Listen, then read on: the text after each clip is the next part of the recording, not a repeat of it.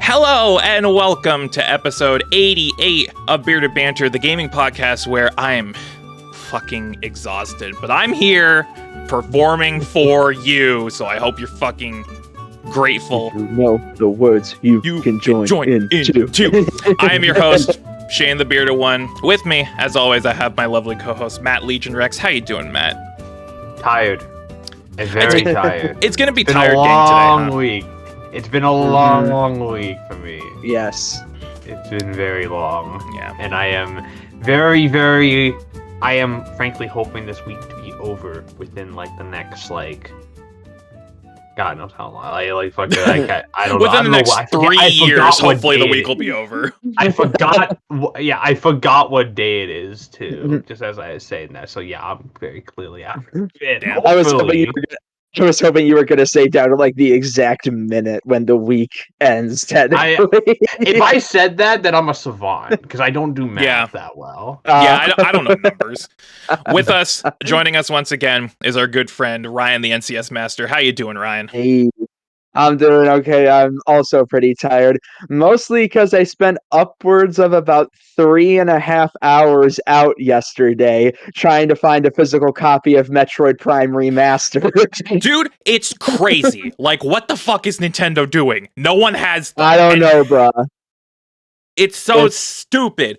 Because, okay, to quickly retell my experience with the Metroid Prime Remastered thing, Amazon.ca said it came out the 13th. I pre-ordered it. They said it would come in the 15th.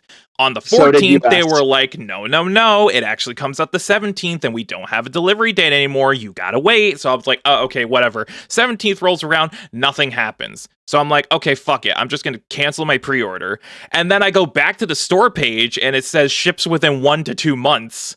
I'm like, what what is fucking happening? And then actual street date rolls around, and it's still like ships by early March, gets there by the end of March. I'm like, huh? And then I started looking around. GameStop has none. Best Buy had some for like 2 seconds, and then they were all gone. I didn't check Walmart, but I think Walmart's... I know you went to Walmart, and you managed to luck out. From what I got from people, GameStop, your shit out of luck. Target, your shit out of luck. Amazon was going to take forever. And you could get... It seems like most people got lucky at Walmart and some Best Buy. But other than those two, I've heard no luck from anybody anywhere else. because I've heard that people who had pre-orders with Best Buy, they got theirs on street day. I couldn't pre-order mine at Best Buy because by the time I tried to, they were like, oh, we're out of stock. Even though it hasn't come out yet. I just went to Amazon at first, but most people seem to be getting Amazon either like March 27th or April 3rd, which is like, no, thank you. No, thanks. I have an informant inside the Best Buy, so he's gonna relay information to me later. Okay, good. Go ahead. Don't you love how we were praising Nintendo last time for like the Metroid Prime stuff, and now this is now here's the standard Nintendo. Yep. That we like to see. I will give them some flack that I will say I don't know if this was entirely just a Nintendo thing or more of a fact that this was a shadow drop with a short release window thing. Like the fact that they just dropped it and then 2 weeks later they were going to pick it up. I don't know if stores really had time to prepare is kind of what I heard in some cases. I don't know, man. So, well, I guess we'll see. Hopefully I'll be able to track down a copy sooner rather than later because I do not want to budge on the physical thing. I want this game on my shelf. But we have a rip-roaring show planned for you folks today. As always, if you don't know how this works, we start every podcast with general discussion where we talk about what we've been playing since last time we recorded. Wrap that up with the discussion question of the week that I post to the lovely lads here. And then we will go straight into news, which... a bit of a slower week, but there's still some pretty high-profile stuff to cover, including breaking news that just dropped this morning of a studio departure. So we will get to that. Yeah. We will get to that when we get to that. And trust me, you're gonna about that. So you're going to be like, "Oh shit, this is actually big." So let's get started, as always, with our general discussion. Who wants to start? I'll start off this one then. Okay, Matt, go ahead. I know you got Jack and shit to talk about. Yeah, Jack and shit. Okay, so if this were, if I had a better week and not had to deal with my my capitalistic financial institutions screwing me over, I would be playing the highly anticipated game Like a Dragon Ishin, now available on PC, Xbox, and PlayStation X, and PlayStation 5. However, I cannot play Like a Dragon Ishin, now available on PC, Xbox, and PlayStation, because my capitalistic financial institution screwed me over. Here's the thing. Next time I am on the podcast, I promise I will spend about 15 to 20 minutes talking about how good Ishin is. But how do I know it's good? Because it's a Yakuza game. I will basically just block off the discussion block just for you to talk about Ishin. How do I know it's going to be good? It's a Yakuza game. They're all good. There's not been a bad one. And I played Dead Souls. That includes Dead Souls. What are you guys saying? Oh, sorry. I was just going to say, were you guys saying Yakuza 3 wasn't too good, though, last time? Yakuza 3 is good. I don't know why, like, people... It's a little jank, but, like, I like the story of 3 a lot. Yeah, so, basically... I'm not going... Okay. Basically, 3 is good. It was the first game with a new engine, so there's some, there's some training wheels and... Second, Kenzen was before. I keep forgetting Kenzen came out before Kenzen was first with the new engine, and then they came out with 3, and 3 was the first like main series game. Yeah. So they're still figuring shit out, and also the story is really good. It's just a shame that they had to, it's a Yakuza game, so they gotta tie it back into Yakuza shit, because I feel, and I think Matt agrees with me, Yakuza 3 story would have been better if it had focused solely on the Morning Glory stuff. Agreed. I fully fucking agreed. I like the laid back vibes of that first half, when you are just in Okinawa being a dad. Running an orphanage. With all the kids dealing with their problems, occasionally running into Yakuza stuff, because there's of course a Yakuza family on the island. Because there's Yakuza everywhere in Japan. Yakuza everywhere and stuff, but like you just kind of dealing with their problems, and each kid has their own personality and their own little side story going on. Like one of them has a crush on the other kid. One of them is racist, and yes, that's an actual bit. That's an actual plot point. We have to cure one of the children of their racism. One of them might have asthma, and you need to deal with that. One of them is into black males. Yeah, that is also actually a plot point. Yes. Yeah, Yakuza is fucking wild, but No, but like I like that look. And then as Shane said, the second half happens, it's like, oh, actually the Tojo clan's in shambles because Daigo got shot. Oops. Yeah. Oops. Now you gotta come back, Kiryu, and fix our problems for us. Which I'm pretty sure is the first of many times that Daigo has been shot in the I'm pretty sure that man's been shot like 6 times. Well, like the Tojo, like whenever said like he gets shot in 3, in 4 I don't know what the hell he's on. In 4, he's having some fucking daddy issues or whatever. He's going issues. rogue. 5, he gets shot. In 6, he's in jail. In 7, he's just like, fuck it. He probably got shot in jail too. So, he probably did get shot in jail. He probably got shot or shanked. Yeah, or both. But as we've seen in prior Yakuza games, a Yakuza could just break out of prison by beating up every single prisoner known to man, literally, and then using a snowmobile to escape a high security high security prison, and then fight a massive bear in the middle of the Japanese wilderness in a blizzard, and then said bear turns out to be a legendary man killer bear, and then you team up with a rugged old hunter who has a vendetta against said bear, and you go hunting and learn the ways of the Ainu. Because it turns out Yakuza that 5 is one of the best games ever made. If you've not played Yakuza 5, it is insane. You can initial D a taxi. Literally, yeah. You drive a taxi as Kiryu, and there are taxi heat moves that you can perform on the highway against other vehicles. It's initial D taxi, and there's with Eurobeat to match. And it's great. It's great. Yakuza 5 is amazing. But yeah, I haven't played shit outside of that. I haven't played shit outside of that. Outside of like multiplayer shit, I play every day for like dailies. Yeah, he plays Fortnite every day, so. Yeah, because I want my dailies. Yeah. Because if I don't keep up on it, I can't get my new skins. So I was gonna ask if that legendary bear did a shitload of cocaine. Well, we'll find out tomorrow because him and I are going to see Cocaine Bear, so we will report afterwards. Cannot wait. It's either going to be the greatest or the best movie ever made or the most shit. Dude, and there's no in between. Reviews actually are coming out. Apparently it's fantastic. Excellent. Like legitimately good great. To know. So, yeah. So, I'm excited. Right. So, Ryan, what have you been playing? Haven't been playing a ton. I've mainly just been playing one game the past week or so, and I just beat it last night with some buddies.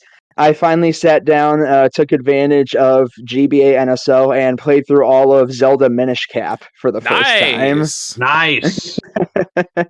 Yeah, it's honestly a really, really good game. It's a shame it's so overlooked in the Zelda community. Yeah. It's rarely ever talked about. It was one of the lowest selling mainline Zelda games ever, and it's a genuine shame because like it's really tightly designed. It's pretty simple at its core, but it's just really well made across the board. There's not a lot of fluff. It's strongly packed together with good dungeon design, good item use, a fun gimmick with the shrinking that kind of almost feels like a little bit of a precursor to what Link Between Worlds would do, like over 10 years later, with a complete shifting of perspective. It looks really good. Like it's a damn good looking GBA game. The sprite work in that game is top notch. Yeah, it is. Yeah, honestly, yeah. I wanted to really sit down and play it because GBA NSO is super light at the moment, and there wasn't much else on it I was going to play immediately because I beat Superstar Saga a long time ago. I've beat Mario 3 plenty of times, and you can't really beat WarioWare or Super Circuit all that much. So I was like, hey, I haven't played Minish Cap. This is one of the more underappreciated Zelda games, and yeah, I can definitely see why those who have played it like it so much. And I'm definitely in that group now who would love a remake of it after people have been saying they would love that or the Oracle games after Link's Awakening got that really, really good remake. Yeah. And oh, go ahead. Yeah, I think you mentioned it looks really good. It does, and that's probably a benefit of the fact that it was released so late into the GBA's life cycle. It was released like in 2005. It was released right before the DS hit. And that also, my opinion, contributes to probably why it didn't sell well. Unfortunately, yeah, it came out right before the DS came out, so anyone who actually, and the only people who bought it were those like hardcore Zelda fans or those who couldn't get a DS right away. Especially since the DS would have their big killer app like 6 months later with New Super Mario Bros, which of course sold like 30 million fucking copies. So it is admittedly kind of weird that it sold so low because some other late GBA games sold so well because the GBA didn't entirely die off after the DS came out because it took the DS a couple years to pick up steam. Like it came out in 2004, but it didn't really become the phenomena until like 2006. But like Minish Cap, you think it's the mainline big Zelda for Game Boy Advance, but you don't hear it as much discussed with like the big GBA classics. Like with GBA big time games, you hear, Superstar Saga, you hear both of the Metroid games, you get Castlevania Aria of Sorrow, Golden Sun, the Fire Emblem games, Mega Man Battle Network and Zero, but you really don't hear Minish Cap all too much, which again is so weird because that's the premier Zelda for the system. It's just like, what? If I've learned anything over the years, is that Zelda fans are fucking weirdos. They're a fickle bunch. And yet this was also during a really weird time for Zelda, where the big mainline title on the consoles was Wind Waker, and nobody liked that when it first no one liked Wind Waker because cartoony. And the Minish Cap was was probably actually seen as more of the same. And remember how Twilight Princess only looked the way it did was because of the backlash. Like Zelda fans got really fucking pissy about the cel-shaded art style in Wind Waker, even though Wind Waker is like a bajillion times better of a game than Twilight Princess. Like, I disagree there. Oh, I loved Wind Waker's my favorite Zelda. So it's my least favorite 3D Zelda. Damn, you got both sides of the spectrum here represented on the podcast. I love Wind Waker. I love Wind Waker so much. I think it's brilliant.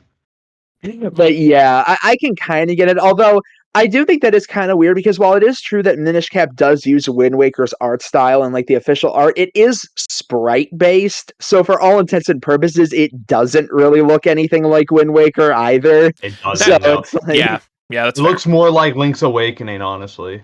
Yeah. I can agree with that.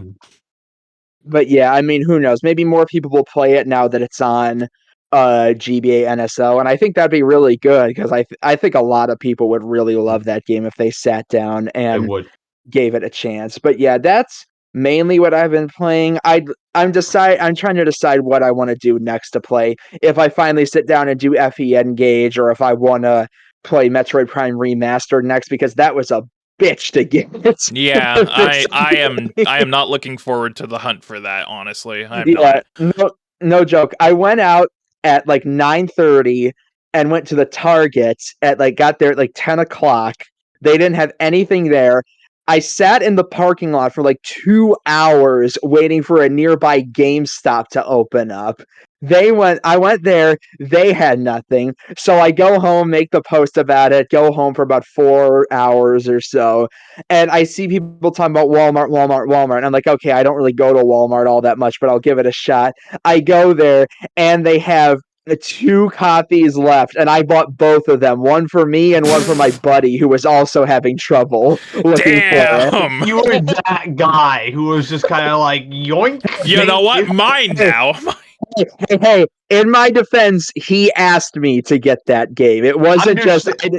Understandable, but out of context, that's so funny. That is really funny. I saw that they only had 2. I saw they only had 2 copies left, so I bought all of them. I saw they had 2 copies, and now I own 2 copies. And now to eBay. Yep. Now I will charge this up the ass.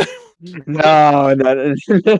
Oh boy, no. I would never do that. It is morally remember, you can always rob scalpers. It is always morally correct. Yep. Absolutely. So yeah, is that all you've been playing then? Yeah, pretty much. Like I said, it's mainly just been a Minish Cap over this past week, and like I said, mainly deciding whether I want to do FE Engage next, because I've been putting that off a little while.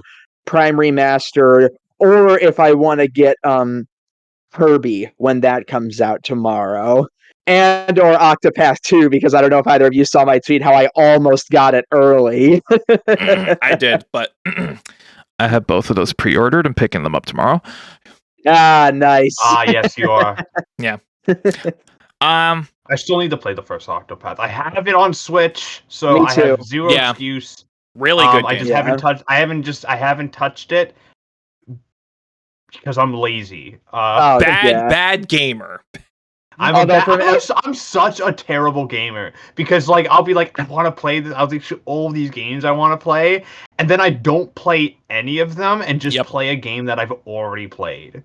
Yeah, every time that's me. I'm so bad at that. I'm so bad. That's me literally with like any Sonic game. I'm like, oh, there's like 12 new games I've been meaning to play, but let's play Sonic 3 and Knuckles for the 42nd time. I'm the same way. I would. I'm the same way, but like with something long. Like I remember one time I was like, I really should like finish like Elden Ring because I had never finished it. So I'm gonna play through the Mass Effect trilogy again. Yeah, fair. And that's like 100 hours. Yeah, so like.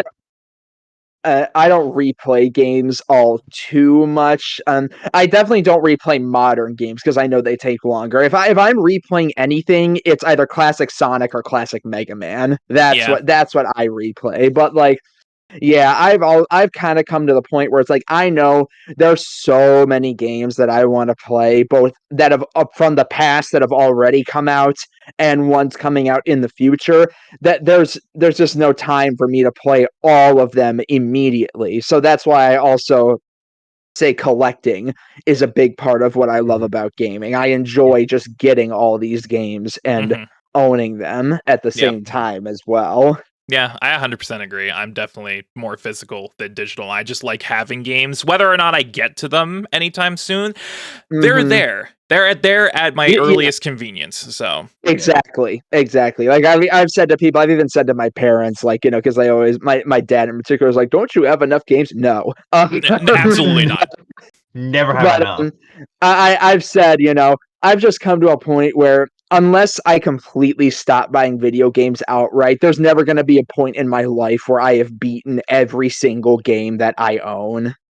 But it's so it's just you are like, not Gerard the completionist. Absolutely not. Scott the Woz. Yeah, Scott the Woz. Yeah. Scott, that man is insane. With his 16 Wii U's, but. I saw his Wii U video, his Wii U collection video on his stash channel. I'm like, dude, why? Why? Yeah, dude, Scott the Woz is single-handedly responsible for like slightly extending the Wii U's life cycle. He's longer than it should have been. Probably. He's also single-handedly responsible for massive inflation because he's just taking everything. Well, one thing I will say that I genuinely will say he's responsible for, if it somehow happens, if Gex ever comes back, I am absolutely saying he's had a part in that coming back. About that, I don't know if you know about this, but I follow the gaming rumors and leaks subreddit. There was a report about like 6 months ago. Like it was prior to like a state of play that PlayStation was doing that the people behind Gex actually renewed the trademark for the first time in like a very long time. Ooh. So we could totally be seeing Gex coming back within like the next couple of years, which. It's the perfect time. It's like been like 20 years. It's been like over 20 years. The nostalgia was now there for it. The 3D if people see Gex, they will lose their mind. And every time you go into like an E3, like E3 conference online, if you ever notice, it's always like, "Where's Gex?" I see Gex everywhere. Gex like gang. It's ridiculous. Gex gang. Gex gang. Like it's like people want Gex. Give us Gex. Give us the gecko. I also saw that when Embracer Group bought out the Western IPs from Square, they were also sending out surveys of like what classic IP do you want to see revived, and a lot of Gex was on there. Also Legacy of Kain, which understandable. I feel like Legacy of Kain, if they do another Legacy of Kain, it should just be a straight reboot. I feel like that. I know some people say we should do a sequel, and I love Legacy of Kain, so like that would be awesome. But I think the time has passed for a straight sequel at this point. I think if they do Legacy of Kain, needs to be full. There's a lot you could do with a new Gex game because like he was all about 90s pop culture. So something you could do is like he gets a brand new game, he comes back, he has to deal with he's so out of touch. Like he has no idea what social media is or I something. want Gex to deal with cancel culture. This is what needs to happen. I want Gex to like I want Gex to like fucking get like a Twitter account and have to deal with like Elon Musk. He beats a boss by finding out they said a bunch of racist shit back in high school, and he exposes them, and they die because they get canceled. I want Gex to have a gun. Anyway, moving on. Anyway, back on track. What I've been playing, three things mainly. Real quick, just gonna breeze through these. One thing I talked about last time, Superstar Saga. Started playing more of that. Really good game, really charming. It's basically the spiritual successor to Paper Mario. So literally, if you are a Paper Mario fan, you should play Mario and Luigi. Because it's really fun. The combat is there. It's got the action commands. It's got the humor style. The writing is top notch. It's just silly, wacky, and I really like it. Two, Like a Dragon Ishin. Sorry, Matt. That's it. But I'm in your walls. I am inside your walls. But it's a fucking Yakuza game, of course. But this one this one stands out from the rest because it's basically a history lesson disguised as a Yakuza game, because it's actually based on real life events and real people during the Meiji Restoration period. Ryoma Sakamoto, an actual historical figure from feudal Japan. So it's really interesting in that regard because it's like, oh, I'm learning about history while I'm racing chickens. That's cool. I love how they brought back the chicken races. I'm so happy. It's really cool. And also it makes itself stand out in terms of combat because you're a samurai. It's primarily sword based now, whereas in other games it was just hand to hand for the most part. And you can still get the tiger drop. So like you can still get the tiger drop because that's for brawler. The only stance without a sword. But actually, there's gun. Yeah, okay. There's gun where you just shoot people. So basically there's brawler, which is the standard Yakuza combat style. There's the sword one where you have a sword. There's the gun one where you have a gun, and then there's Wild Dancer, which is both. And you become a hurricane of blades and bullets, and it's easily the best style in the game because it's sick as shit. But also the gun shit's broken because you can just snipe people from across, like from down a city block, and they will perish. It's sick as shit. They really shouldn't have made a whole style of revolving guns, man, because that shit's broken. But yeah, really enjoying it so far. Only in chapter 3 right now because I haven't been playing it as much as I would like, but it's a Yakuza game. It's quality. What else is there to say about that? And then the big game that I've been playing, which I think both of you saw me tweet about because I mentioned this after we finished recording the last podcast. I've been craving playing this game because I've heard so many people rave about it since last year. Kirby in the Forgotten Land. Yeah, you 100%. I 100%ed this game. It took me 20-ish hours. The last hour of that was 100% gotcha, but that's neither here nor there. And I can say without a doubt that this is the best Kirby game, hands down. Yeah. Sorry, Planet Robobot, eat shit. Because I feel like since the 2010s, since Return to Dreamland, Kirby has fallen into a formula. And that's not a bad thing, because none of the games since Return to Dreamland are bad. It's just that for whatever goddamn reason, Kirby, for the longest time, was cursed to remain in 2D. It feels like he could not break out of that mold no matter what happened. So this is a landmark game for a lot of reasons. And I feel like, hey, HAL, Nintendo, please listen. Stick to the style. This shit works. This is the best Kirby has been in a long time. I feel like, and I like the style they went with too, because it's not open world like a lot of other games are trying to be nowadays. It's still very linear, but it gives you enough wiggle room. I think I called it the 3D world of Kirby games. Yeah, that's the comparison everybody was making. Everyone was comparing it to 3D World, like day one. And I think that style works perfectly for Kirby because it's still very linear, but it gives you enough room to explore these environments. There's tons of secrets, and Kirby controls beautifully in 3D. Oh, yeah. Like, the controls in this game are top fucking notch. I also like the evolutions to the standard formula that are in this game, primarily when it comes to the copy abilities, because while there are way fewer copy abilities in this game, the fact that you can upgrade them and it gives them different properties keeps them feeling fresh. And honestly, some of the evolved copy abilities are some of my favorite in the entire series. Like Dragonfire, I love that fucking ability. It's one of my favorites now. I also love Morpho Sword, but that's spoiler, so I won't go too much into that. But yeah, it's just I like what this game does in regards to keeping it familiar, but also evolving it enough to make it feel like a different game. So it's still Kirby, but you can tell something's different here. And also, it looks amazing. For the Switch, it looks stellar. I really love the art style. I really love the post-apocalyptic settings because, of course, Kirby's got to be fucking weird like that.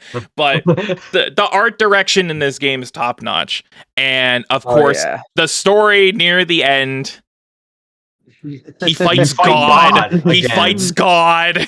I'm not gonna spoil anything, but the game ends with a DBZ fight, like straight up an anime fight. It's fucking killer. Kirby lore is my favorite lore in gaming because it's just like, oh, he's a cute little puffball. He goes and he fucking swallows people. And at the end of every game, it's like fights abominate like eldritch horror from like another dimension, or fights God, or in this one he fights planet at someone else. Like, in this one he fights a science experiment gone wrong that has become an eldritch abomination that like tears holes in dimensions, and it's fucking wild. All I'm gonna say is there's a semi truck involved. No context. And here we are. That's gonna be a trigger sentence for Kirby fans for a little. Here we are. And here we are. But yeah, this game's great. I'm really glad that I took the time to finally sit down and go through the whole thing, 100% of it. Really, really enjoyed my time with it. I feel like if I had played this last year, it would have been on my top 10 list. It's that good. And I really hope that they keep this style going forward and they just continue to evolve it and, add new things to it. Yeah. Because I hope go ahead. I was just going to say, we're past the 3DS era. It's all about the Switch now, or whatever new Switch they're coming out with for their next console. So just keep this. There's no reason. It would be extreme whiplash to have this game and then the next one go back to 2D. Please don't do that. I mean, you say that, but Return to Dreamland Deluxe is literally tomorrow. Listen, that's a remaster. Shut up. Yeah, and I can't wait. It looks incredible. It does look fucking awesome.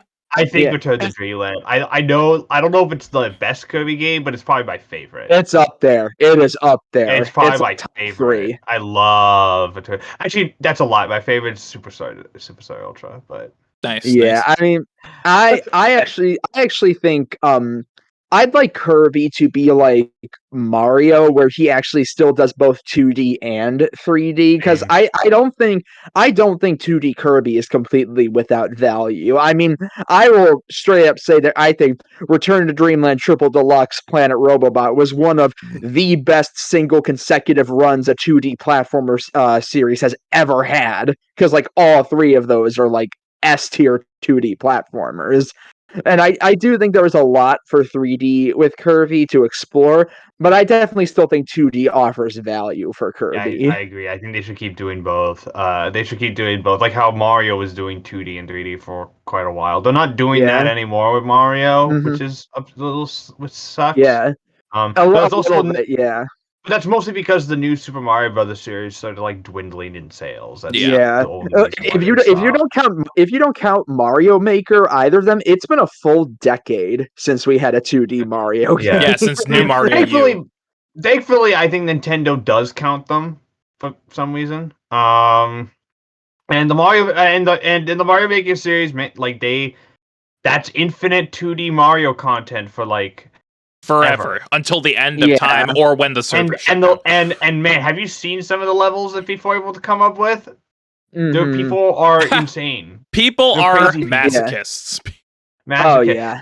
I remember I think it was one of the lead developers of Mario was like talking about Mario Maker 2, some of the levels that people have made, and he was literally like, I can't beat some of these. He's like, we need to, like, the way they make Mario levels is that the developers actually need to beat them in order to like. Well, that's the criteria for Mario Maker 2. You can't upload a level without beating it yourself.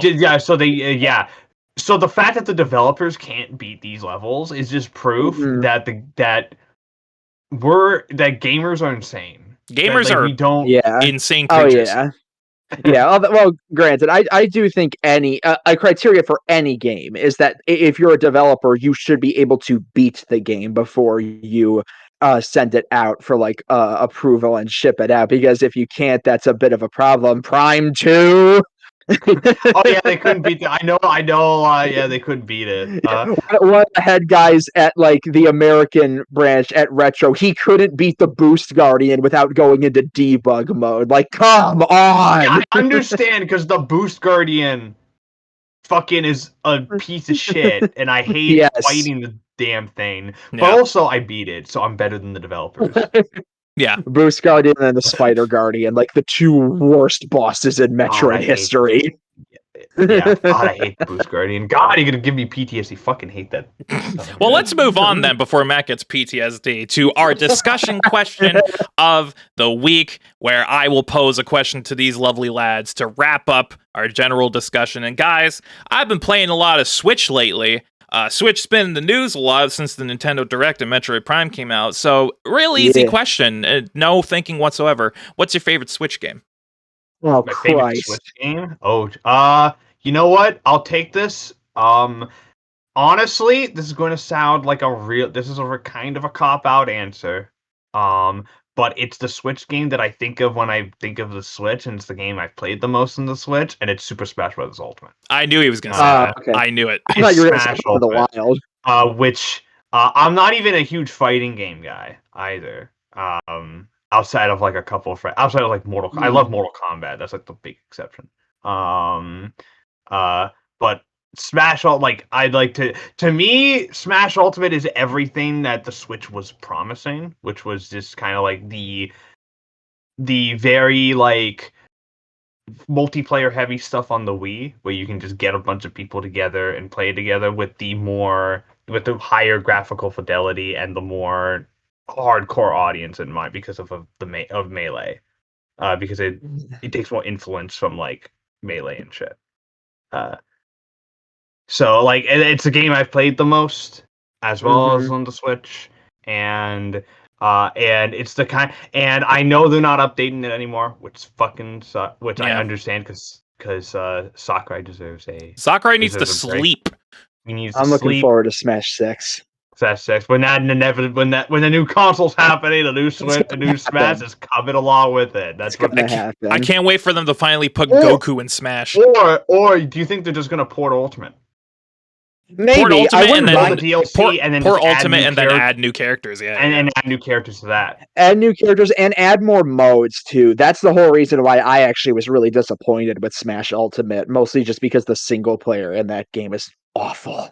I like Four's Light. I thought it was better than 4's. I thought 4's was much more disappointing. Well, 4 didn't really have a story mode or a sucked. Campaign. That was the problem. I thought that was the problem. I thought World of Light was really good. I thought I enjoyed World of Light for what it was. Outside of like when it comes to fighting games, the story mode to me is never the appeal. I love fighters, and I can safely say that the story mode in that game is ass.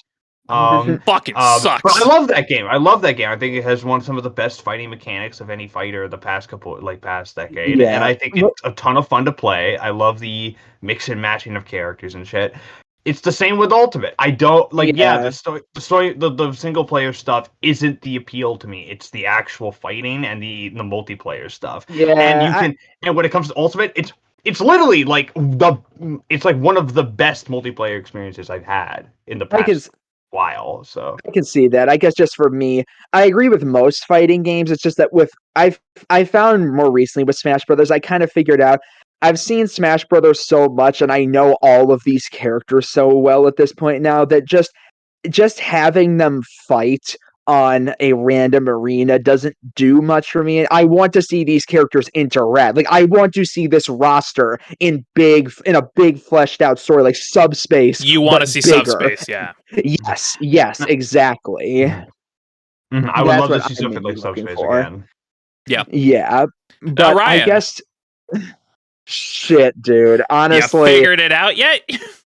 I don't even know if I can, because it's reasons like this why I have such a hard time ever just picking a favorite game of all time, because games are so different. I don't know how to compare one to the other. So and I own more Switch games than any other console. Right, yeah. Like, it's so hard for me to say.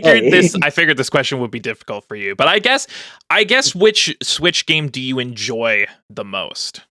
Oh, even that, it's hard to say, because enjoyment, it could be different, like, something like Mario Odyssey or Mario Kart 8 Deluxe that I poured so many hours into just playing away, having a great time. Or do I say something like Live Alive, which I think has one of the best stories I've ever seen in a video game. So as a narrative, I just think, God, I could just list off a bunch, like Mario Odyssey, Mario Kart 8 Deluxe, Metroid Dread, Legends Arceus, Live Alive. Like, there's so many, dude. It's insane. Like, honest to God, the Switch may have the best library a console has had since the PlayStation 2. It's that good. It's up there. It definitely has more than enough. Yeah, and there's some I need to get to. Like, the one big confession that I really need to play, and I know my friends grill me over it all the time. I have barely played Breath of the Wild, actually. I mean, I've never played it, so hey, we're in the same boat. Yeah, okay. Y'all need to play it. Breath of the Wild is so good. Well, listen, that's actually why I didn't play it because I'm not a Zelda guy, so I didn't jump on it. Oh, really? Oh, okay. I actually never knew that. I didn't know you weren't really Zelda's one of those things I've dabbled with here and there, and I've enjoyed what I played, but it's never been a series I've consistently gone back to. So it's one of those things I just need to sit down and play a bunch of Zelda games. The Year of Zelda. We could do Year of Zelda. That would take approximately 4 years. Put that on the list. Put it on the list. Write it down. Write it down. Year of Metroid, Year of Zelda. And like I still gotta do Year of Kingdom Hearts, dude. That's gonna be like 5 years though, because each Kingdom Hearts game is like a bajillion hours. Yeah, I'm gonna make you do Year of Pokemon one of these years. Oh, so I'll be doing Pokemon for like 10 years. Got it. Okay, actually, no. You want to know what would be like a series that would like make like you would be like there for 10 years? Year of Final Fantasy. Oh yeah, absolutely. Yeah. Which would be fun. I think would be very fun to see you go through those games. Because I want to see you, but also 2 of them are MMOs. What I want to see if he actually could do, because it's only a handful of games, but if he could beat them all in a year, I want to see him do Year of Persona. If he can get that all done. No fucking way. There's no way. They're 5. They're all like 100 to 150 hours. There's no way. No can't fucking do way, it. dude. Like, no. And that would like that. If it was just 3, 4, and 5, maybe. But then again, 5 on its own is like 200 hours. Yeah, but also he has 1 and 2 to worry about, and 2 is 2 games, and also those games are very hard to find. Not just for physical, but even in ROMs, I've had difficulties. Oh, really? Even in emulation? Yeah. Well, because no one fucking cares about them. No one. The Persona series starts at 3. Yeah. And like 1 and 2 are just these old games that don't hold up anymore. Which, yeah, but also 2 has a scene where you beat up Hitler. So clearly, there's still like good stuff there. Interesting. People. I love how that people, made Shane interested. By the way, yes, people love 3, 4, and 5, but see 1 and 2 as old and outdated. Devil May Cry fans, Hey, Devil May Cry 1 is still good, but it ain't great.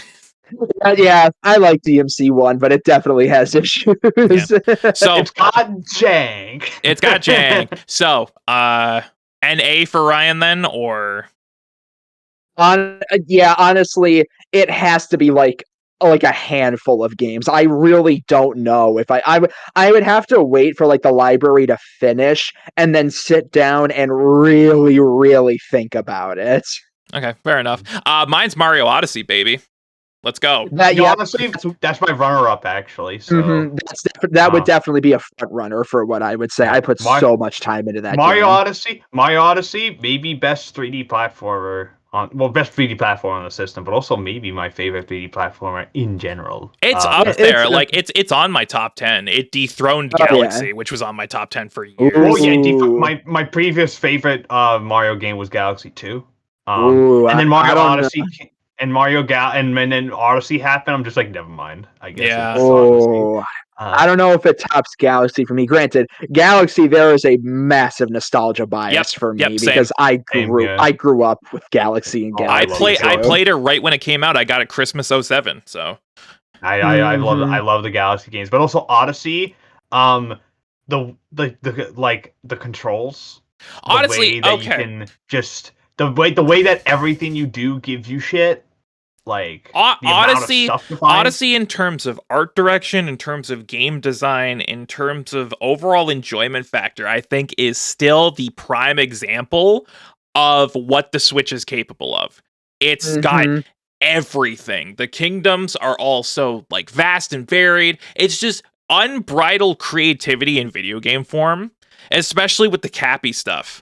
That just opens up a whole new world of possibilities where we can possess enemies. What else can we do? What are they gonna do? Inanimate objects, machinery, Bowser. And I know it's follow this up is the question. And I know it's killing Mario fans that we're coming up to 6 years since Odyssey, and there's been no direct continuation since I've then. I've had a Mario Odyssey shaped hole in my heart since 2017. Yeah, I think at this point I'm just going to assume they're waiting on the next console. That's what I'm assuming. It's kind of funny because that's not out of the norm for Nintendo, because mainline 3D Mario is pretty much always only one per system. The only time Galaxy was the exception. Galaxy, the Wii was the only exception with Galaxy 1 and 2, and that really only came about because the devs thought of so many different DLC ideas for Galaxy. They just said, screw it, let's just make a few more and make a whole-on sequel. Let's just make a whole game for it. And a whole game for it.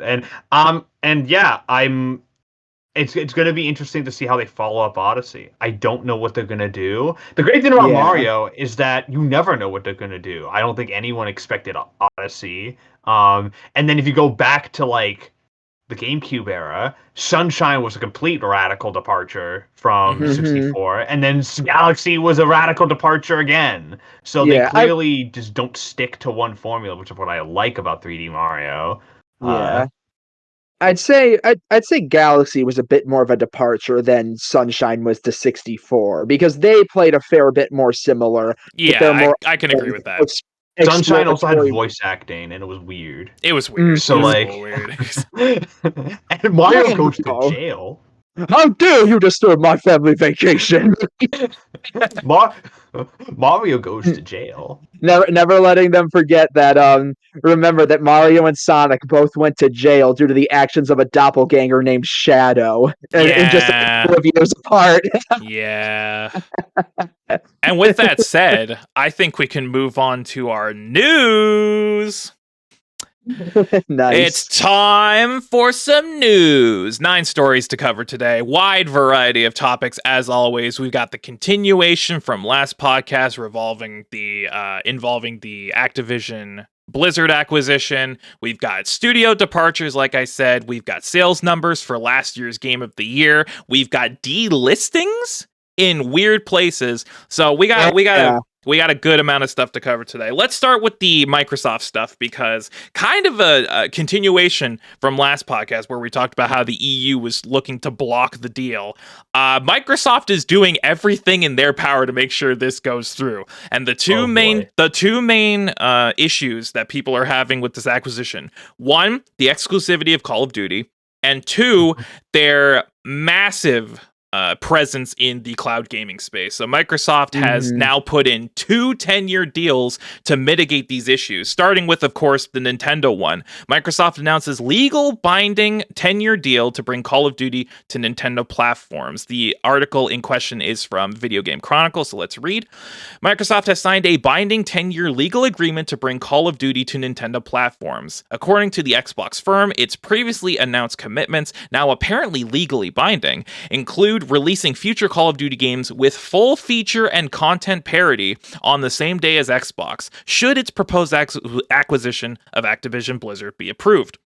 We are committed to providing long-term equal access to Call of Duty to other gaming platforms, bringing more choice to more players and more competition to the gaming market. The company said in a statement. And this, of course, is one of 2 deals. They also made a deal with Nvidia to bring all of their PC games to their GeForce Now streaming service. So let's read article also from VGC. Microsoft has announced a 10-year partnership with Nvidia to bring its Xbox PC games to GeForce Now. The deal will also see Activision Blizzard games like Call of Duty released on Nvidia's cloud gaming service should Microsoft's bid to acquire the World of Warcraft publisher be approved by regulators. It will enable gamers to stream Xbox PC titles from GeForce Now to PCs, macOS, Chromebooks, smartphones, and other devices. So we talked at length about the Activision Blizzard deal last podcast because the EU was looking to block the deal. This week, specifically, Microsoft had meetings with the EU to see where things would go from here. And then they put in these 2 deals. 10-year deal with Nvidia to bring their titles to GeForce Now, and 10-year deal with Nintendo to bring Call of Duty to their platforms. Microsoft's really kissing some ass right now. They're really being some brown nosers because they're like, we want this shit to go through. What do we have to do? Maybe we should actually let competition exist. Oops. Okay. So the biggest news for me from this is that I learned Nvidia has a streaming platform. Yep, GeForce Now. It's been around for a few years at least. And I'm still not getting it. I do not care.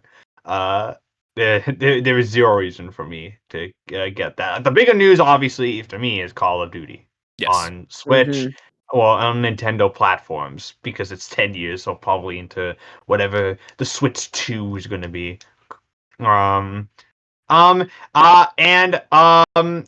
we've seen with other like third-party games, they'll probably just descale it and it'll run fine. Witcher 3 Witcher 3 was descaled and ran really well on the system, actually. Same with Doom Eternal. That ran really well too. So it'll probably just be that. My question is that will people care? Because Call of Duty has been losing relevance for a while, even if it does sell like $1 bajillion. Even though it is still the best-selling game every year. Every year because it's the most, because every casual gamer picks it up. I think it's just lost some relevance simply because it's so expected at this point. Like it's like the sun rises, birds fly, fish swim, and a new Call of Duty comes out every November. It's like what's to get hyped about when it happens every single year without fail. Yeah, and it works, and everyone gets it. So and it works. I'm just wondering if the people are gonna care. And I'm just wondering that if this is enough, because Activision Blizzard has more than just Call of Duty as well. But everyone cares about Call of Duty because it's the big money maker. It's that's the big money maker, so that's all people care about. And that's probably and I'm not gonna lie, it's probably also all Microsoft cares about. Like, do you think Microsoft really gives a shit about like Diablo? No. No, they don't. They care about Call of Duty. That's what they. Yeah, if COD is on Switch and it's not cloud and it actually like runs decently, I might just get it for the novelty of it, for kind of the weirdness of having it on a Nintendo platform. Because I think there's some games that actually do benefit from not fitting on the platform that they're on. Like the one that always sticks out to me is I think No More Heroes actually benefits from being on Nintendo because it doesn't fit.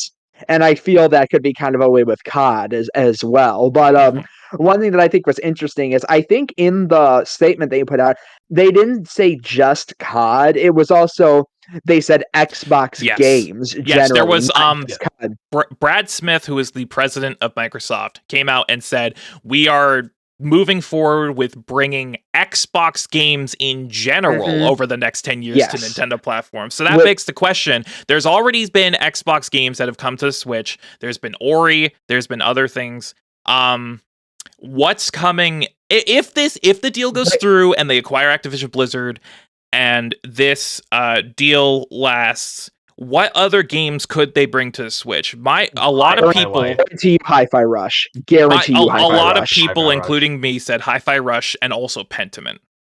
Pentiment would run amazingly on the Switch. That feels like a Switch game. If they continue to use them, Crash and Spyro 100% if they come through. Spyro 4 is never happening though, so like I've lost faith in that happening. If they ever make a new Banjo game, that will 1000% not happening. I've had my heart ripped out too many times, man. The same way I'm with Spyro, he's with Banjo. Like, it's not happening. Never say never, man. I mean, weirder stuff has happened. That's fair. This is also specifically the Nintendo. I feel like the Nintendo one's a lot more interesting than the Nvidia one because it's like, okay, cool, cloud. Which I use the cloud. I use xCloud with Game Pass, and I actually think it runs pretty damn well. So I play games on my phone in bed sometimes. But the Nintendo deal is definitely a lot more interesting because specifically in terms of Call of Duty, this is historically notable because the last COD game that released on a Nintendo platform was Ghosts in 2013 for the Wii U.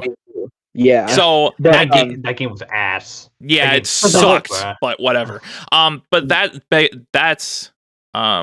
that's interesting because obviously if the deal goes through this year, this won't go into effect until next year because they'll need time to develop it.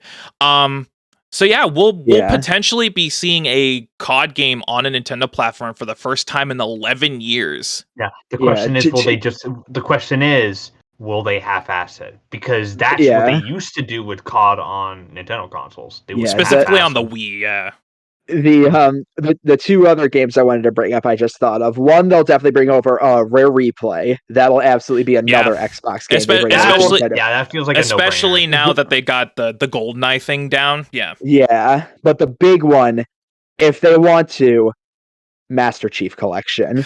I've seen people say this, and it would be insane if Halo's on the Switch. It would be fucking insane. It would be a legendary moment. I think if that happens, then the only thing left to do is finally put Master Chief in Smash. Like, that would be the last at that point you can.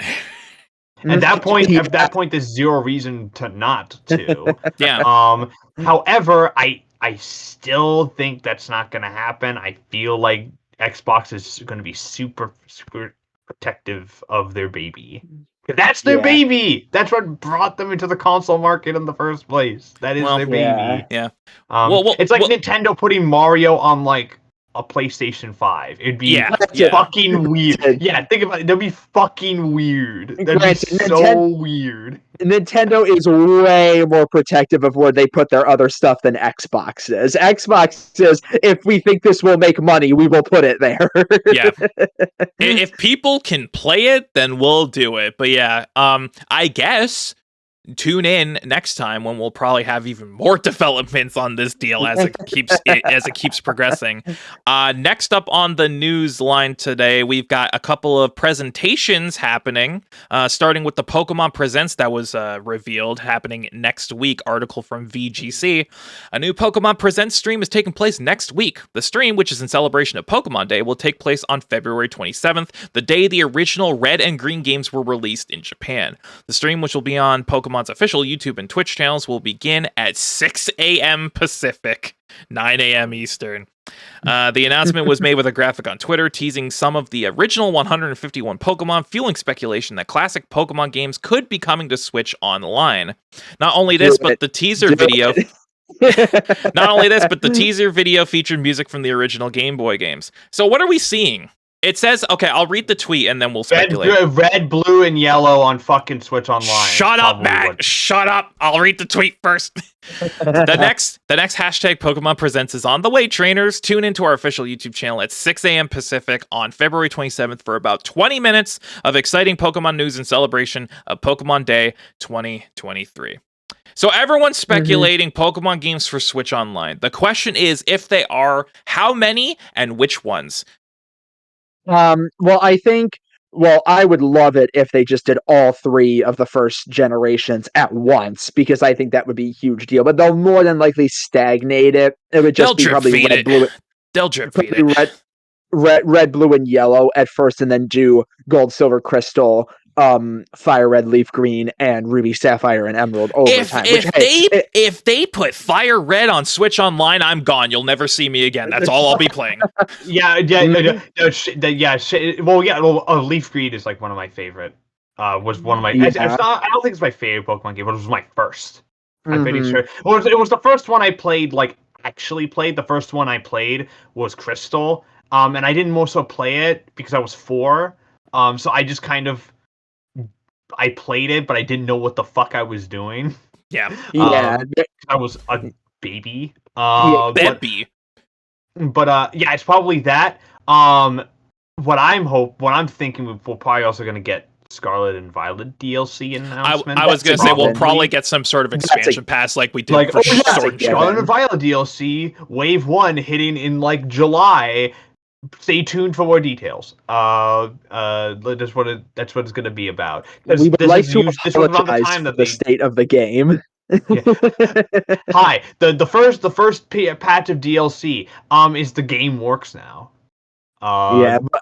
One other thing that people were bringing up is that since we just got Scarlet and Violet, there's probably not going to be another big mainline game announced here. But, many people are thinking spin-offs, and there is heavy points to Mystery Dungeon right now. Oh, we're gonna get an Explorers of Sky remake. Please. Some people are thinking we're getting Explorers DX. A lot of people think we might get that. Explorers DX. I'm gonna strap Shane down and play it. No, you need to play it because it's got one of the best stories in gaming to me. The story is incredible. I still remember playing Explorers of Sky when I was I want to say 10 years old, 10, 11-ish, playing it and staying up at night and finishing one of the Igglybuff side story and sobbing myself to sleep because I was in shambles. I literally could not function. Yeah, that's a big thing. We might get maybe a teaser for whatever they do as the next mainline game, nothing big, but maybe they say hey, if they want to get me to pop the fuck off, they'd say the next Legends game is in development, which I'll do a backflip if that happens. You heard it here first, folks. We will have Ryan do a backflip live on the next banter. Oh no, I don't think I could actually. I'd probably break my neck if I tried to do that. You heard it here first, folks. We will have Ryan break his neck live on the podcast. Shane will give me an RKO. RKO, and I'll jump through Discord and RKO you. But yeah, what about, I see a lot of people also bring up Pokemon Sleep, which they've said nothing of since they announced That's never happening. It's gone. Goodbye. I don't honestly. Like maybe they'll do something like that, but that game more just exists as a meme at this point than actually people caring about what's going to happen. I don't know, like I love how I remember when that was announced, like the collective reaction from the fandom was just kind of like a like what is this? Like what the fuck is this? I know it's supposed to be like a Pokemon Go situation where like it's supposed to promote healthy lifestyles. Like, hey, if you get on a proper sleep schedule, you fuckers, you can get Pokemon. But here's the thing: I don't like a massive corporation tracking my sleep. I don't like massive corporation tracking anything. I think it's well, it's funny because massive corporations don't like it when you sleep. They would rather because you're not spending money. They would rather you spend money and work for them and die in a capitalistic society. Stay awake 24 hours a day, work ungodly hours, consume product. That's it. Society bottom text. Society bottom text. That's one of my favorite memes to say. Yeah. Put a Joker face there. Just put just a Joker. Heath Ledger's Joker. Society bottom text. But yeah, that is the Pokemon Presents that's coming next week. But we have another presentation that's actually happening today, the day of recording. PlayStation announced a state of play that's happening in mere hours from now. So let's read the article from VGC. Sony Interactive Entertainment has announced it will hold a state of play broadcast this week. The event will focus on updates from Sony's third-party partners, including PSVR 2 reveals and an in-depth look at Rocksteady's Suicide Squad Kill the Justice League. Viewable on Twitch and YouTube, it will take place Thursday, February 23rd, 1 p.m. Pacific, 4 p.m. Eastern. So, it's specifically, they said, an in-depth look at Suicide Squad. So we're finally seeing gameplay, is what they're saying. Yeah. I mean, outside of the leaked gameplay that we got a little bit ago. Yeah. But yeah, the game's supposed to be launching in 3 months, so I would hope there's gameplay. Oh, hang on. I got more details. Get ready for new looks at some anticipated games from our third-party partners, as well as first glimpse at 5 PSVR 2 games set to arrive later this year. Then settle in for more than 15 minutes of all new gameplay details and updates on Suicide Squad. Damn, that's a lot. That's a lot of content, and I'm excited for Suicide Squad. That's a big one. I love the Rocksteady DC games. I love the Arkham trilogy so much. How do we feel about it after the leaks came out that it's basically a live service game? Yeah. I think that's kind of lame. It's kind of lame. I wish they wouldn't do that. I'm excited to see gameplay though, because I want to see how they play. Mm-hmm. And the only gameplay we ever got of this game was in that initial reveal trailer. Because I just like the concept of this game. You play as the Suicide Squad. You go up against the Justice League, who have been possessed by I think it's Brainiac. I don't know. But it's a DC villain. And you basically fight the Justice League as the Suicide Squad, and that's such a cool idea. And you can and if it has the tone of something like James Gunn's Suicide Squad, I'm so fucking down. Well, also in kind of sadder stuff will be the final performance of Kevin Conroy as Batman. Yeah, which I think they were trying. I have a feeling that if Kevin Conroy hadn't passed, they would have kept that stuff out of the marketing, because I know they've been trying to keep a lot of the reveals out of the marketing. Yeah. Mm-hmm. But Kevin Conroy passed, so they're like, okay, we gotta let people know that he's in this, just in case people are freaking out that he's not. No, don't worry, he's in this. Yeah. But it's gonna suck hearing him for the last time. It's gonna really suck. Yeah. Have they said if Joker's in it and if Mark Hamill's playing him? No word on Joker. Mark Hamill confirmed that he's not. He was not approached. Okay.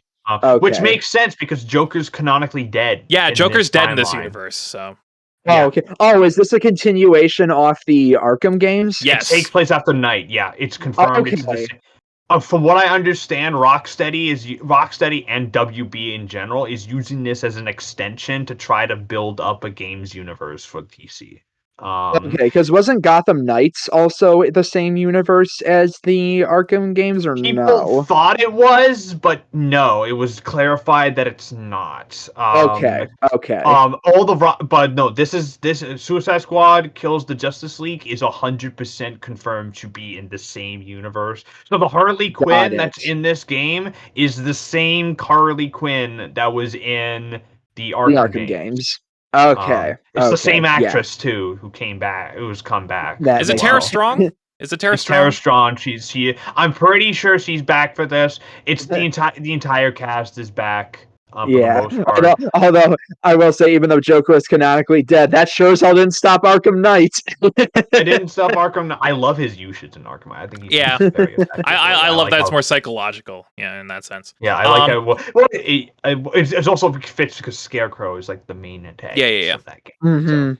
But that's only one part of the state of play, even though it's a majority of it. But there's other things that are going to be shown off.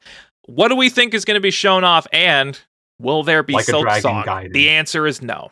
No. Silksong is. I'm waiting for an Xbox name for that, and even then, no. Yes. Because it's supposed to be out before the end of June. It's. I don't think it's coming. I don't think it's happening. I've lost faith. I don't think it's coming. I don't know what's gonna be there for the third party stuff. Well, just to say, I don't give a shit about VR, so that's not even like on my radar in the slightest. I don't give a shit because I don't have a VR set. If I had a VR headset, hell yeah. It's so funny because I don't give a shit about VR because I don't own one. But when I've played VR, it's been the best thing I've ever played. They're great. I'm not saying they're not. Like, very clearly they're great. But like they're just expensive, and I have especially the PSVR 2 on top of a PS5. Like I've heard there's good games on the PSVR. Like I've heard that they're doing good work with VR. Like if Sony's doing anything good right now, is that they're actually pushing VR forward in a really interesting way. However, I just don't have a VR headset. I can't afford one, and they're expensive, so I'm not going to bother. I don't know what they'll do for the third party or indie stuff. I don't think we'll see Final Fantasy 16 here. No. I don't imagine we will. I don't need to see more of that. The game that comes out in June, we've had a bajillion trailers. And it's a Final Fantasy game. We know how it's going to play. It's just like Nintendo or like, tune in March 9th for the final trailer for the Mario movie. I'm like, I've seen plenty. I don't need another trailer. I'm going to see it. I have my tickets ready to go. There are a couple games I would like to see. I'd like to see more of Stellar Blade. Like, that looks really good. Yeah. Which that I'm excited for. And the one game, I don't even know if you guys will remember, it's the one game that's stuck in the back of my mind a little bit from one of the State of Plays last year. Remember Eternites from one of the State of Plays last year? Maybe if I find a picture of it. Is that the weird? Is that like the one where it's like press right trigger to hold hands? Yes, that game. Game. Yeah, that actually looked kind of cool to me. The action aspect of it, it actually looked kind of fun, and I kind of just like apparently the story of it. Like the guy who was making it, like he was inspired by Persona 5. He quit his job and put all into making this game. So I think that's kind of a cool story, and I would like to see more of that. That's kind of interested me. I think we might. I feel like that's a good game. What I'm hoping for is that since Ishin is out, Gaiden. Like a Dragon Gaiden. I remember Like a Dragon Gaiden. I think it's possible that game is supposed to come out in like the summer of this year. So it is relatively so it is gonna hit in like around 6 to 7 months. I would like to see gameplay, or at the very least, some kind of trailer for it. I don't know if we're gonna get it though, but I would like to see something. I would like to at least see like, hey, this is and there has been precedent for this before. They like revealing Yakuza and Like a Dragon stuff at State of Plays, because they used to be a PlayStation series. So I'm hoping we get more of that. Outside of that, I don't know what to expect from. I never know what to expect from the third party PlayStation titles. They are consistently unexpected in a good way. Arguably, possibly, I don't know. But they had Ishin last time, so that was good. a number of people, I saw this being thrown out. I don't think it's going to happen. You would hear me across the lake if it happens, though. You two. Some people were thinking because they just revealed the thing with Minecraft a couple days ago, Mega Man God, X9. Mega Man, god damn it. If it's Mega Man X9, I'm going to cut a backflip. If they do that, State of Play immediately goaded. I don't care what anyone does. Like state of play. I don't know that. I don't think that's gonna happen. I know X9 has been rumored for a very long time. Ever since 11 came out, which was 5 years ago now. But at the same time, I don't think is Capcom really gonna try to do a new X game, Mega Man X game? Are they? Or are they just gonna do Mega Man 12? Granted, I still love Mega Man 12, but I could totally see because I really liked Mega Man 11. So, yeah, I could see X9 happening. I would love it. It feels more like an announcement that would be better fit for a Nintendo Direct, though. But I mean, hey, who knows? Yeah, Capcom just reveals. Capcom has just revealed whatever, whenever they don't care. And I am. They revealed didn't they reveal Resident Evil 4 a fucking Xbox thing the Resident Evil 4 I don't remember. No, I think that was a state of play. I don't remember. I know for a fact they revealed RE3 remake in a state of play. Yeah, RE3 exactly, and yeah, I know. And if it was RE4 now, if RE4 was in a state of play, that should have been a Nintendo thing because the fucking. But obviously they didn't, so they don't care. Actually, I think RE4 remake was in it was in someone's E3 last year. I think it was. Or no, wait, it was E3? It wasn't an E3 last year. Yeah, it might have been Summer Game Fest. It's Summer Games Fest. I think that might have been it. It was something like that. Oh yeah, Summer Games Fest. It was Jeff Keighley that revealed it. And it was Jeff Keighley himself. And I am awful at predicting these things, so I'm not even going to comment. Moving on. Yeah, I'm terrible. I'm terrible at these things. So what's going to show? Cash Banuka. Cash Banuka. Let's move on to our next story, which I mentioned delisting earlier, but it's for a game that you probably wouldn't expect. Rovio has delisted Angry Birds, claiming it negatively impacts its other games. Let's read the article from VGC. Rovio has announced that it's removing the Android version of Angry Birds and renaming the iOS version, claiming the popularity of the 2009 mega hit is impacting the business of its other games. I think that says more than anything about your other games. The publisher removed several Angry Birds games, including the 2009 original, from app stores in 2019, claiming it was for testing purposes. Yeah, okay. It then re-released the original title in April 2022 under the name Rovio Classics Angry Birds. Less than a year after bringing the game back, however, Rovio is pulling it again, claiming its presence has an impact on the performance of its other games, many of which contain lucrative microtransactions. I didn't read this beforehand, so this is new to me. While the Android version of Angry Birds is being removed entirely, the iOS version is instead being renamed Red's First Flight, a move that has seemingly been made to make it harder to identify it as the original Angry Birds and therefore less popular.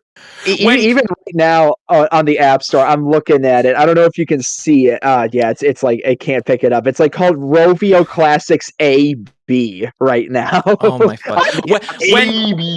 When corporate greed directly affects game preservation, I cry every fucking time. This is the funniest story of all time. This is so stupid.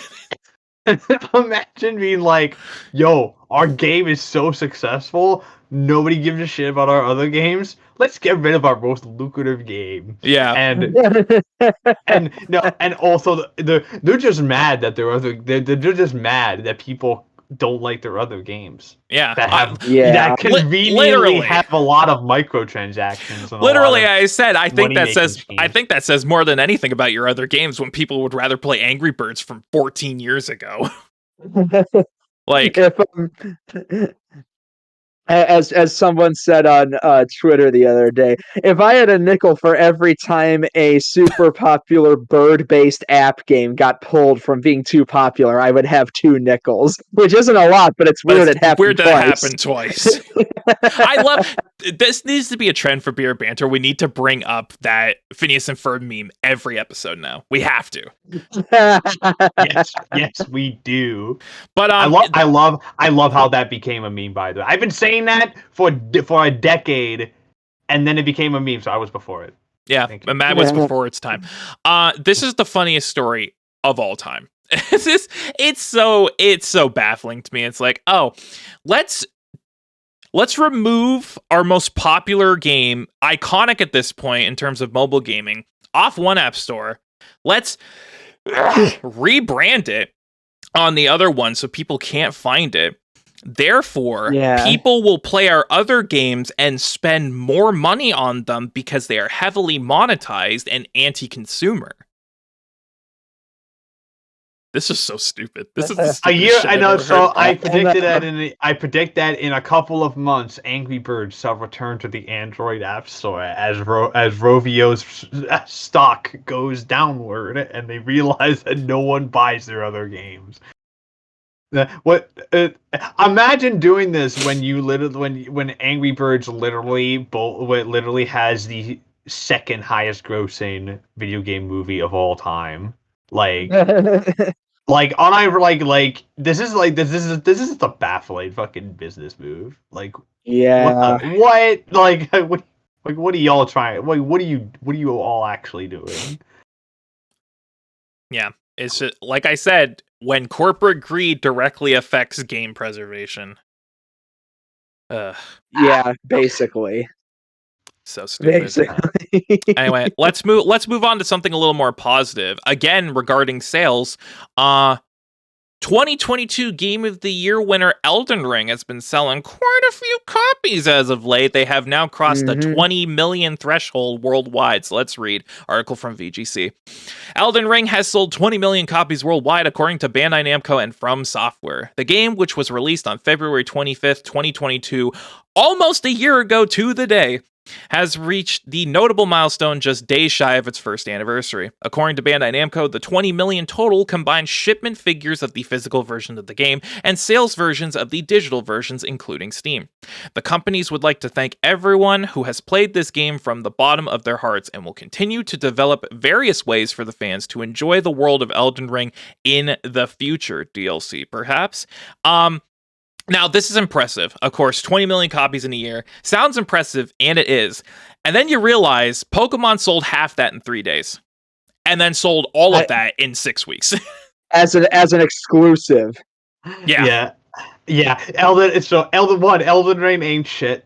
Fuck you. Nope. Get on Pokemon's level. But also, this is really great. This is really great for FromSoft, who have always had kind of a niche presence in the gaming market, a very devoted cult following. But I think their highest selling before this was Dark Souls 3. Something Dark Souls 3 was over 10 million. 6 or 7 million in terms of copies. No, Dark Souls 3 was over 10 million. 10 million? Okay. Mm-hmm. But like, it's really cool to see that Elden Ring is basically firm in place. Like, they are a mainstream huge deal now. Yeah, okay. I can confirm Dark Souls 3 sold 10 million by 2020. So yeah, which honestly I don't understand. I never understand when people say that, oh, Elden Ring has made Souls mainstream. What the hell was Souls not mainstream? It's constantly referenced in gaming culture. FromSoft is constantly brought up as a big-time developer. Dark Souls 3 sold over 10 million units. They've won several Game of the Year awards. They won several games, yeah. Like, I'm hoping we get DLC. Elden Ring DLC. Well, given this quote down here, we'll continue to develop various ways for fans to enjoy the world of Elden Ring. I assume that means, wink, wink, DLC coming. DLC sequel, maybe, as well. Yeah. Elden Ring 2. Elden Rings. Elden Ring. Yeah, do the James Cameron method of writing Elden Ring on a whiteboard, turning to the executives, and the executives staring in anticipation, and just writing a $sign right next to the Elden Ring as an S, and watch the executives go,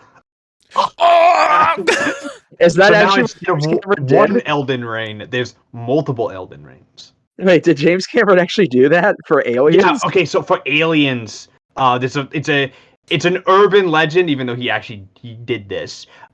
He went when 20th Century Fox was accepting pitch ideas for the sequel to Alien back in the 80s.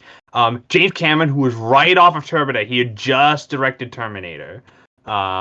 He went to go pitch at the studio, and all he did was write the word alien on a whiteboard and then put a $ as an S next to the word alien, and that got his pitch accepted. That man's a fucking G. That man is a legend. I wish I could have that level of confidence. I mean, for me, Elden Ring is just like I sleep Armored Core 6 when. Yeah, I was gonna say, going off of this news that Elden Ring sold 20 million in a year, what does that mean for Armored Core? Now that it's selling 2 million. It will sell like 3 million at most, probably. The Armored Core is super fucking niche. But will still probably somehow win Game of the Year. It will somehow win. Yeah, it will somehow win Game of the Year because Jeff Keighley is permanently bought off by FromSoft. No, but I don't think Armored Core is gonna sell as well as Elden Ring. Anyone who thinks it does is a lunatic. Oh, if it wins, I can't wait to see that guy come up again and talk about Bill Clinton, the rabbi. I would like to dedicate this award to my former Orthodox Rabbi Bill Clinton. Thank you. and then they cut to him getting carted off the stage. Have you seen? So like. I watched the Game Awards live, and I was watching it with a group of friends, and we literally talked about like who brought their kid on. So we like, who the fuck is that guy? Who brought their cousin to the Game Awards? Someone made that joke, but I was just kind of like, someone brought their kid, and it talked about Bill, and we all like did a double thing. Like, who the fuck is this guy? What's happening? Just fucking snuff. And no, what's funnier? Okay, I don't know what's funnier though, that he did that, or the fact that nobody stopped him. That he was able to get up there and do that, and you can just see Jeff Keighley visibly. You just look back on it, and it's so fucking obvious when a group of 4 Japanese men and then this kid walk up the stage. One of these things is not like the others, and they're gonna make a joke. They're gonna make a joke. Yeah, they're gonna be cringe. Bill Clinton is gonna be a presenter next year or this year. I'm calling it right now. Okay, admittedly, if they did that, that would be like the funny option. That would actually be funny. They're not gonna do that. They're gonna make like a bunch of jokes about it. Well, they dragged out the corpse of Al Pacino, so. I love Al Pacino basically admitting, like, look, I'm not a gamer. I'm just here, man. I'm just here. I'm tired. I can't see very well. What is the teleprompter say? I love Al Pacino just going like, I'm not a gamer, but my kids are, so it's okay. Yeah.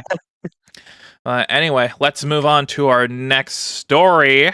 Going back to kind of Xbox real quick, Moon Studios, the developers of the Ori games, have said that their next game could be a make or break title for the developer. Let's read article from VGC. The head of Moon Studios has said his next game could make or break the company. Following 2015's Ori and the Blind Forest and 2020's Ori and the Will of the Wisps, Moon's third game is an action RPG set to be published by Private Division. Posting on Twitter, Moon Studios CEO and game director Thomas Mahler said the studio had no plans to play it safe with the upcoming game. Our next project is going to make or break Moon, he wrote.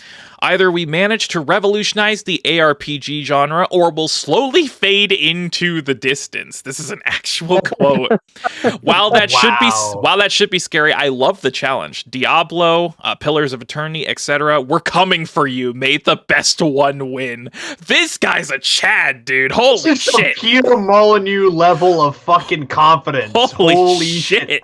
We need to go back to the speaking like, I'll let you finish a sec, but we need to go back to the days when more game developers were like this. Yes, we do. Like remember Peter Molyneux with Fable and him just going like, "This game will literally change your life. It will cure cancer. This game will suck your dick and give you a pile of pancakes." When Daikatana was coming out, and it was like, "This game is going to make you its bitch." John Romero will make you his bitch. Yeah, exactly. We need more game developers with that level of swag, who are literally like, "This game is going to revolutionize everything. We're coming for your ass. Fuck you." That begs the question because Neil Druckmann, yeah. That begs the question because after Will of the Wisps, they split off from Microsoft, so they're independent once again. It says this game is being published by a private division. But they are now completely independent studio developer-wise. What's this game gonna be? Because it's not an Ori game, even though I think they still own the rights to Ori. But they have not said it's an Ori game. It's something entirely new. Coming off the cusp of Will of the Wisps, I really wonder what this game is going to be. I just know that after playing both Ori games, anything from Moon Studio, I'm 100% playing. They said it's an action RPG, right? Yes. And they put Diablo and Pillars of Eternity as references, as influences. Yeah. So I've played both those games. I played both of those. I love them. I'm thinking it's probably like, because Pillars of Eternity is interesting. It's like a hack and slash meets action RPG. Which is in very unique style of game. I'm thinking that it's probably something in that vein. It's probably gonna be like a top-down thing. Isometric thing. Isometric kind of hack and slash style action RPG with maybe a heavy class system, very story based, a lot of lore, very loot, and got a loot system. And I'm gonna guess it's like something along those lines. I think it's probably very different from Ori. Absolutely. It's probably not. It's gonna be completely different, which is good. I want to see the developers like branch out and do other things. I don't know what to expect from it though. I don't think we don't even have a title for this fucking thing. When will it get revealed? Probably E3. Maybe if we're lucky. So, I had to sneeze. Bless you. Ryan, what do you think about this? First off, you've played Ori before, correct? No, I have not. I do own Blind Forest. I do own Blind Forest on Switch, though. Okay, but you know the general gist of what Ori is like, right? Yeah. Stylized Metroidvania, like very pretty, basically.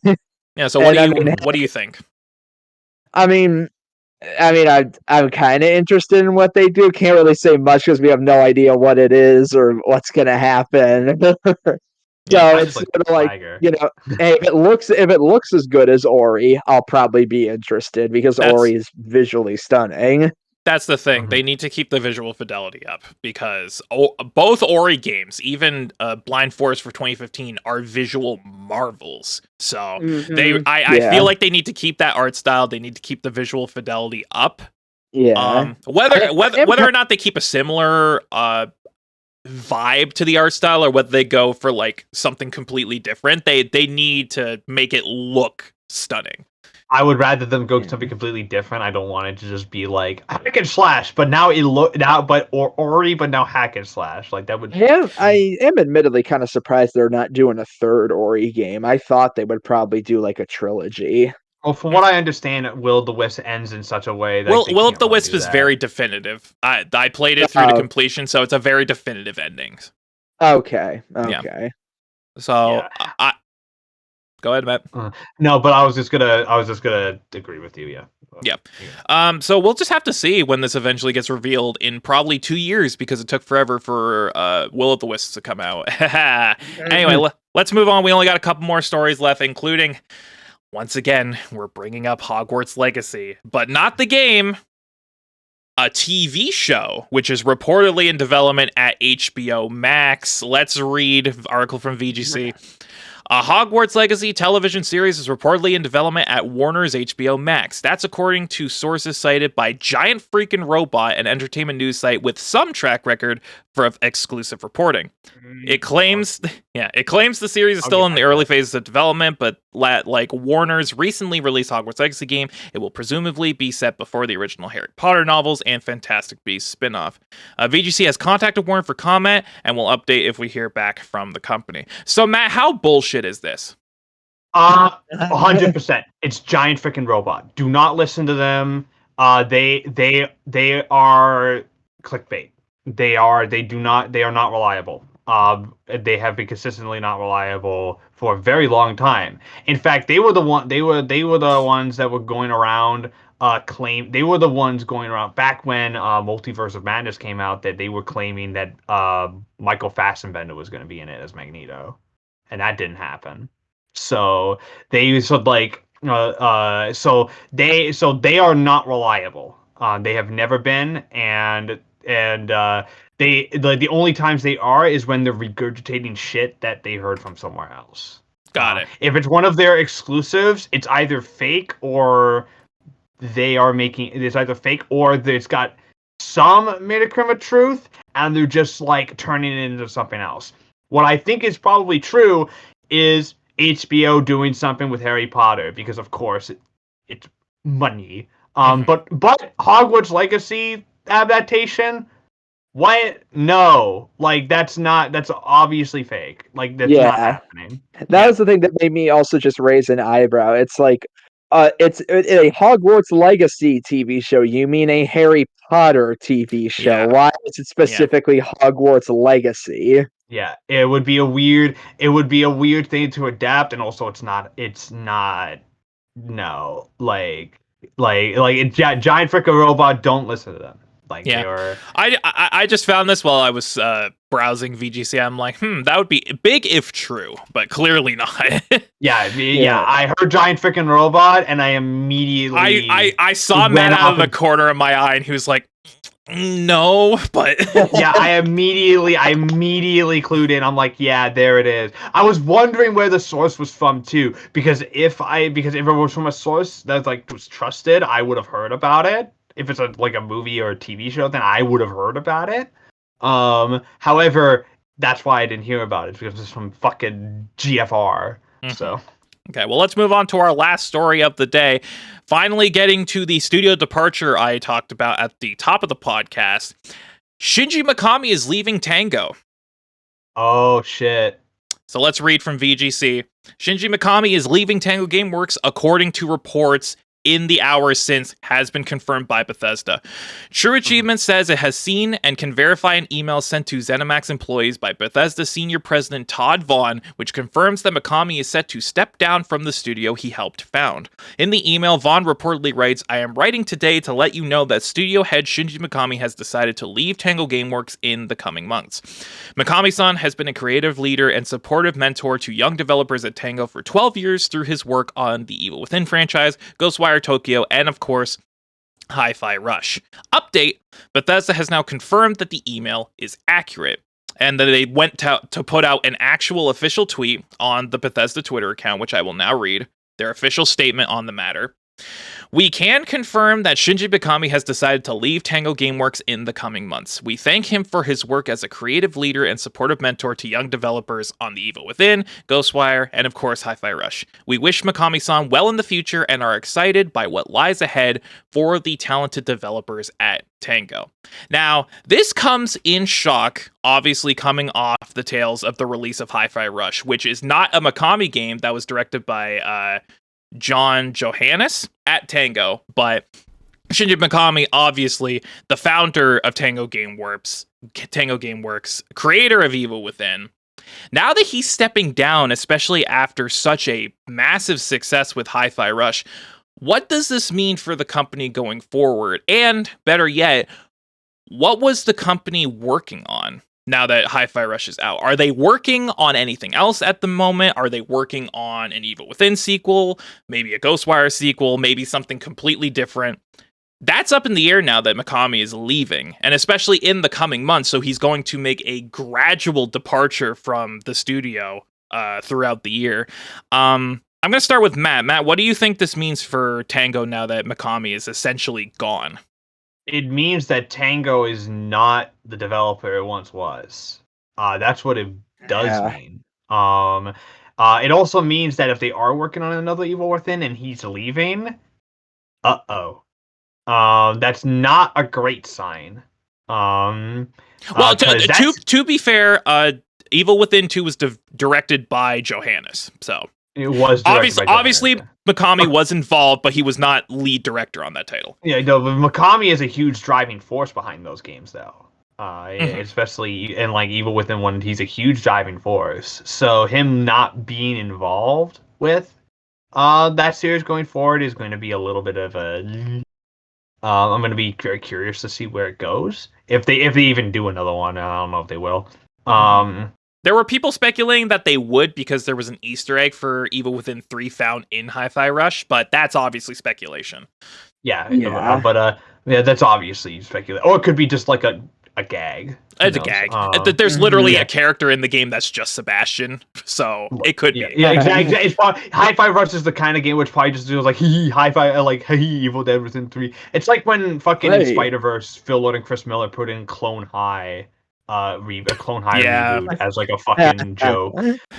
So like it's like it might just be that, but like I don't know. I'm more curious. I'm less curious of how this is going to affect Tango Gameworks because they're owned by Bethesda now, right? They're part of like the whole Bethesda empire and stuff. So like they'll be fine.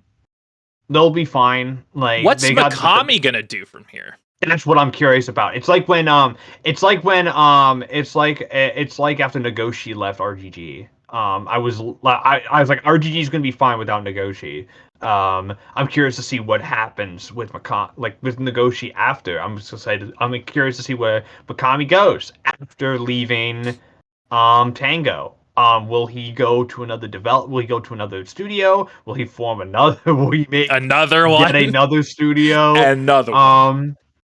Will he just do independent games from now on? Or is he going to like a bigger studio to work on other games? Is he pitching ideas? Like where is he? I'm very curious. I don't. It's going to be interesting going forward, and it's a little interesting. He's doing this right after Hi-Fi Rush comes out, like a month after the game comes out. Shadow dropped, big success, hot topic on Twitter. Has he maybe been trying to leave for a while and then use the success of Hi-Fi Rush as an excuse to be like, okay, the studio gonna be fine without me, and then dip?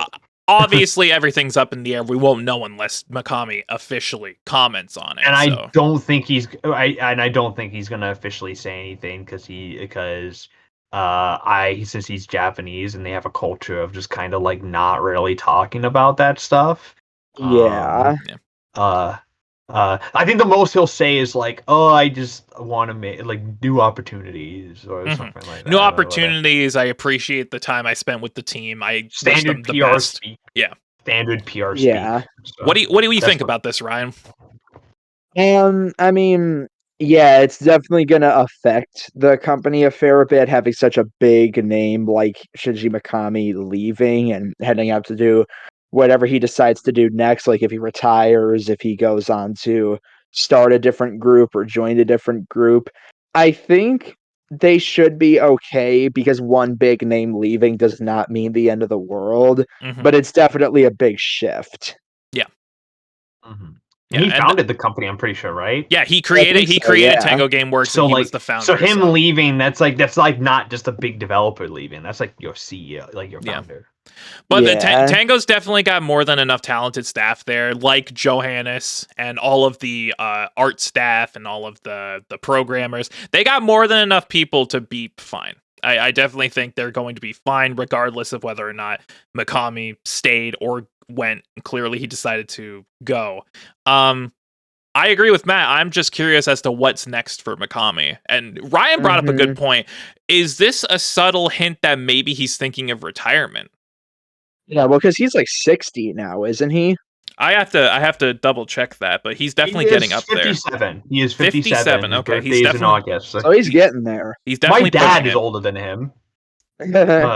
My dad's older than My dad's older than him too, and my dad talks about retiring every day.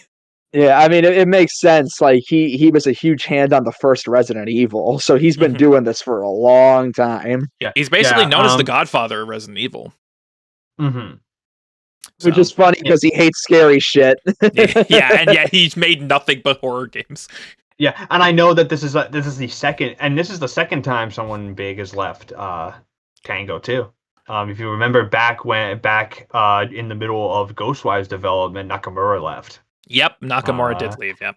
Yeah, so like this is the second. So a lot of their OG people are heading out. That was the that was the happy girl that everyone liked at E3, right? Yeah. Now she has her own studio. So okay. So she's doing great for herself right now. Yeah, she's doing great. I follow her on Twitter. Go follow her. You know what? It would be kind of a baller move if Mikami goes to join Nakamura's studio. That would be fucking awesome. I'd love that. To see them work on a game together, that'd be great. Yeah. I don't think they're going to. That's essentially what Ghostwire was supposed to be before she left.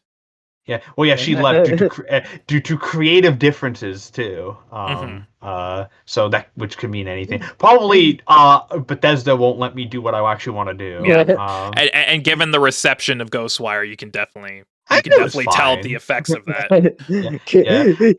Capcom says, "Listen, we have no idea what to do for Resident Evil 9. Help!" It's just like, if they wanted to be smart, they'd make Resident Evil 9 like they wouldn't make Resident Evil 9 just yet. They'd make a remake of Code Veronica. True. Or a proper remaster of 0. Yeah. RE9 is definitely going to be coming within the next few years or so. Where's the story going? I don't know where the fuck the story is going to go.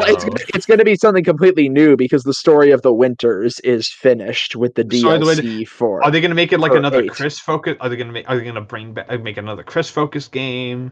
Are they going to bring back Leon? Bring back Leon. Focus. Leon's been kind of absent for a little bit. Not Claire, Rebecca, fucking Ava. Jill, yeah. So there's a lot of characters they can bring back. Make it a good Resident Evil 6. Make it a big crossover thing again, but make it good this time. Yeah. Boys, that is our last news story for the day. Kind of a somber note to end on, especially with Mikami leaving Tango. But that basically wraps up our show for this week. Guys, once again, thank you for joining me. Once again, banger episode. Another banger for Bearded Banter. Bearded Banter. Bearded Banter. Exactly. But it is a bearded banner. Yeah, but let's go ahead and wrap things up here. Thank you all very much for watching another episode of the Bearded Banter podcast right here on BGN. If you like content like this and you want to see more, make sure you subscribe and physically assault the notification bell. It has feelings. It can feel pain, and it will notify you of when we upload, so you're the first to see new videos like this as they go live. Now, I've been your host, Shane, the Bearded One. You can follow me on Twitter at Bearded1, Bearded Gaming N, for all latest updates on BGN, as well as my dumb opinions on movies, video games, anime, mangas, comics, all sorts of different media, and funny haha memes, because that's the only thing that Twitter is good for at this point. It's just the memes. Also, go follow me over on Twitch, twitch.tv/The Bearded Gaming Network, where I stream every Monday, Wednesday, and Friday from 7 to 10 p.m. Eastern Standard Time. The day this goes up, I will not be streaming because I am out with... Which one? This one? Matt, over here? This one. We'll be out on the town, so we'll be busy. So no stream, but I will be back on Monday for more Year of Sonic, where I'll be playing Drift 2 and Tails Sky Patrol, which I don't think there's a better combo of games than those two. But make sure you tune in for all that good stuff. With me, as always, I have my lovely co-host, Matt Legion Rex. You can follow him on Twitter at Legion Rex, as well as subscribe to him on YouTube, youtube.com/Legion Rex, as well as on Twitch, twitch.tv/Legion Rex, where I don't know. Matt, you tell me. He might. Stream. Yo, stream Ishin. Yeah, stream. Do you want me to stream Ishin? Stream Ishin, dude. I might when I can. Well, but here's the thing. I'm gonna be like, my streams would be like 8 hours, because you know how I am when I play Yakuza. Yeah. But I mean, if you're already sitting there for 8 hours playing the game anyway, might as well stream it. You know, it doesn't make that much of a difference. You're just talking to yourself every now and then. Regardless, follow him on all his socials for great content like that. As well, once again, joining us, our good friend Ryan, the NCS Master. You can follow him on Twitter at the NCS Master, as well as his YouTube channel, youtube.com/the NCS Master, where hopefully he will be posting again soon. It's weird how things have changed. Like, I was the one who never posted anything, and now it's reverse where everyone else doesn't post, but I do. It's crazy. But yeah, hopefully we will see you posting content soon, Ryan.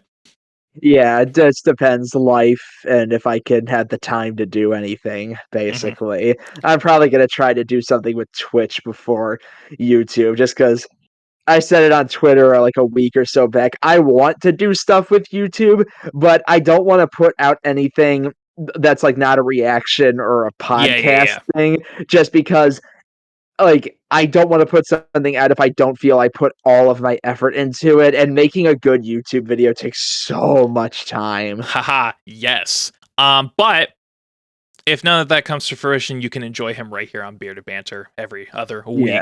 And we will always be happy to have him back. With that said, we can wrap things up here. Thank you all very much for watching. We are the Bearded Banter crew signing out. Hope you all have a great weekend. We will see you in 2 weeks for probably another Activision story. Most likely, because there's always Activision stories. Again, Hogwarts Legacy, Activision Blizzard, Pokemon, you know. Yep, that's how I feel.